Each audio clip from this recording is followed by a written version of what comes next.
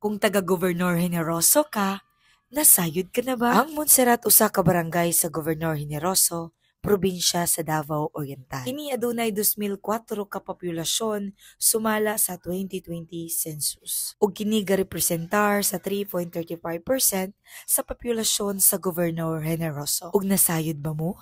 Adong tuig 1990, aduna lamang kini 830 total population hangtod nga nahimong 2004 adtong tuig 2020. Nga matud pa, ga-increase kini sa 1,174 total populasyon paglabay lamang sa 30 ka tuig. Ang Montserrat aduna po'y maanindot nga view nga ginahapitan o ginadayo pod sa mga travelers or turista. Mao kini ang ginatawag na Montserrat View Deck diri sa Gobernador Generoso. Ug nasayod ka ba nga ang fishport sa Gobernador Generoso naa sa barangay Montserrat na himutang? O di ba? Maka-proud ka ayo. Maong unsa pa ang imong gihulay.